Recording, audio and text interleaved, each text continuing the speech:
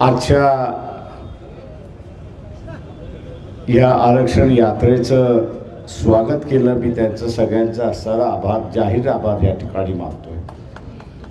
मंचकावरती उपस्थित सर्व वक्ते, उपस्थित बंधूंनो आणि भगिनींनो,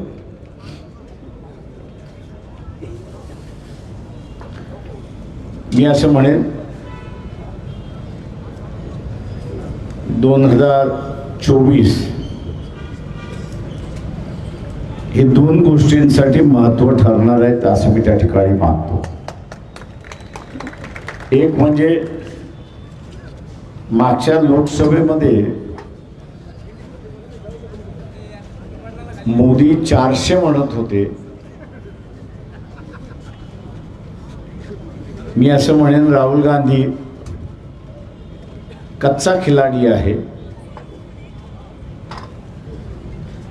वंचित बहुजन आघाडी त्यांना मदत करायला तयार होती, त्यांनी मदत घेतली नाही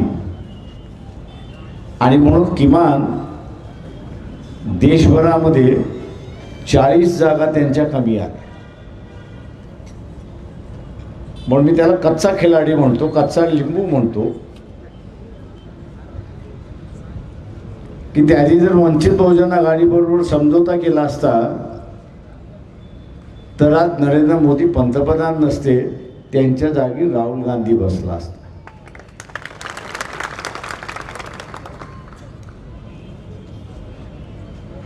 संविधान वाचलं,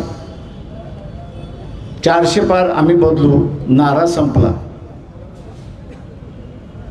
आणि आता आपण बघत असाल की पदोपदी पावलोपावली नरेंद्र मोदी संविधानाची दुवा देतोय अशी असणारी परिस्थिती आहे. झटका कसा असतो हा त्याच्या लक्षात आला की त्याचा हलाल होता वाचला.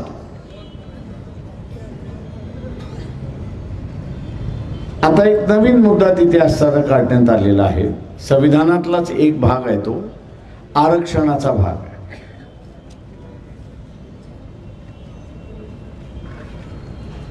हा खेळ सुद्धा इथल्या सत्ताधाऱ्यांनी सुरुवात केला.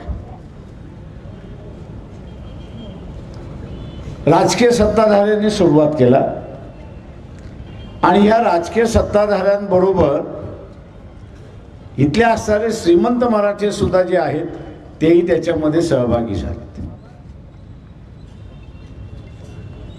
महाराष्ट्राची गेली अनेक वर्ष सत्ता ही जी आहे ही 171 कुटुंबाच्या हातामध्ये आहे.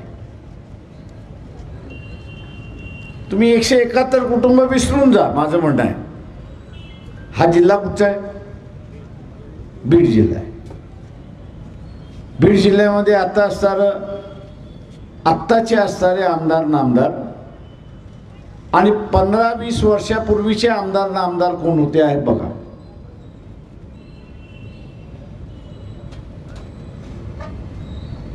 तर हे तुम्हाला घराण्यांमधूनच दिसतील.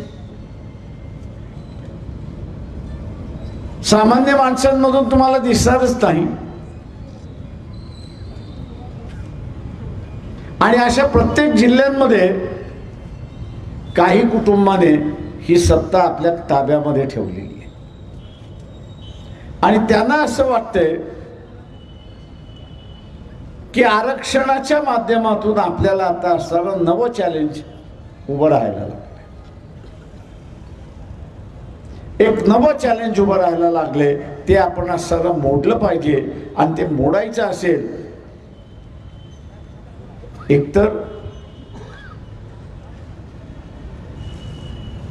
ते आरक्षण, इंग्रजी शब्द जो डायल्यूट आपण म्हणतो, पातळ, ते डायल्यूट करून टाका.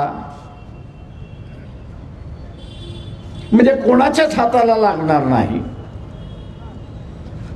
आणि दुसऱ्या बाजूस ते जर रद्द करता आलं तर तेही रद्द करा. दोन्ही बाजूंनी खेळ चालला आणि या दोन्ही बाजूने खेळ चालत असताना या देशामध्ये जो विकलांग झालेला समूह आहे, 70 वर्षाच्या राजवटीमध्ये जो विकलांग झालेला समूह आहे त्या समूहाला वापरल्या जातं हे लक्षात घ्या. जाणीवपूर्वक किती असणारं वंचित बहुजन आघाडीवरती आरोप केला जातोय की आम्ही आमची परिस्थिती बदलली, आमची भूमिका बदलली. आम्ही आमची भूमिका बदललेली नाही ही लक्षात घ्या. आम्ही आमची भूमिका बदलली नाही.